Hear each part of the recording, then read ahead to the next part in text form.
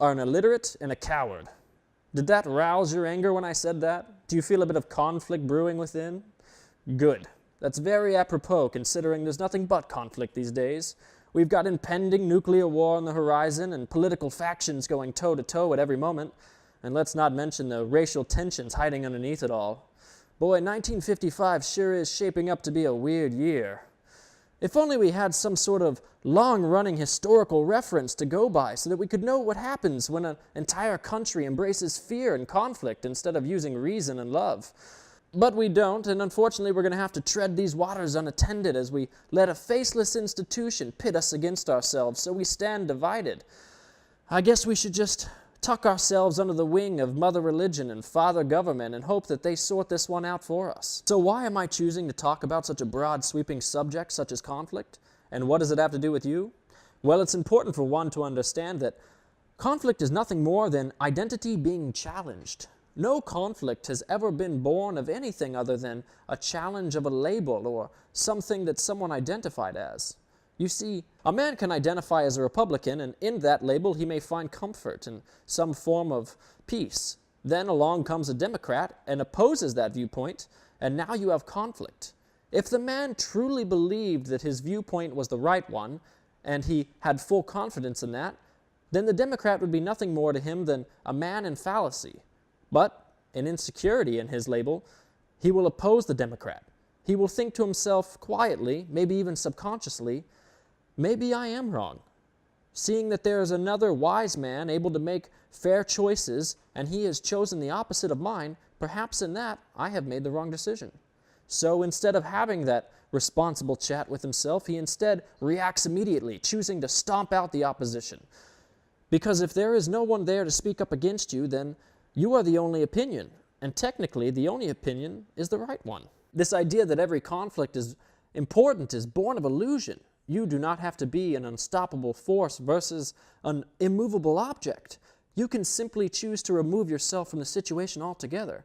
When you sit on either side of a conflict, it seems important, but when you rise above and get an aerial view, you realize that the majesty of the fight is gone, and it's simply two things identifying themselves in opposition of the other. They need each other to exist, and you don't need something to exist. You simply do exist. But you do need something in order to label yourself. You will always need an opposite for you to even know that the label existed at all.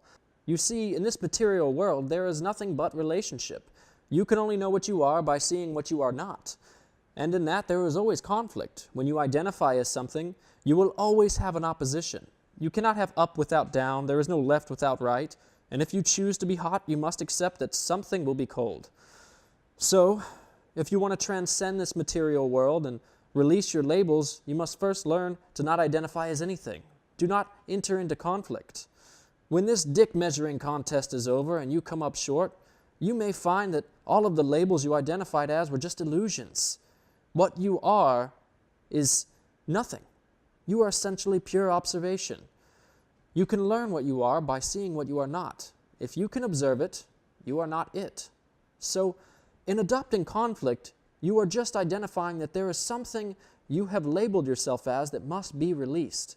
If you find you are upset that somebody holds a viewpoint, it is simply because you're learning about one of your own that may not be you. Release that. Find the true you underneath it all. Having no opposition in your life means you have no form, and when you are formless, you are free. Free expression is the language of God. It is that which cannot be identified, but can be experienced. That is your goal. You must rise above the conflict, stop identifying by things that are not you, and be okay with being nothing. This formlessness I speak of has been confused by many as being like water. In fact, a great man known as Bruce Lee, who was a chef or something like that, once said, "Be like water," when describing martial arts. But many don't understand that he was actually telling you how to excel in conflict and not be formless.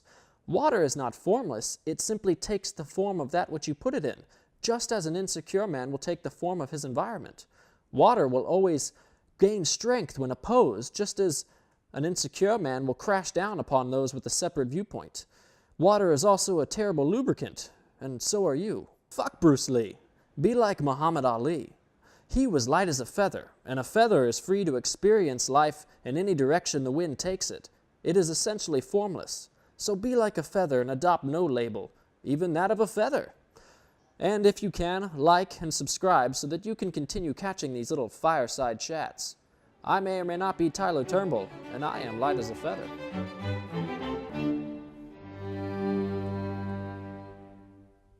Wait, before you go, buy my book.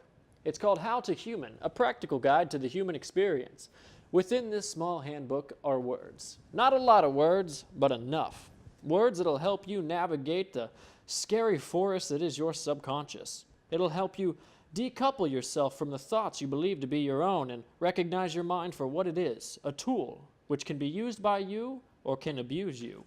So please, for $7, you can pick up the paperback version, or if you don't have hands, you can smash your face upon the keyboard and download the digital version. The link is below, and thank you for watching. Boy, 1950 shit. 1950 shit. Hold on. Blip. I'm like rolling over my words. Blip, blap. Black booties. Big black booties. Here we go.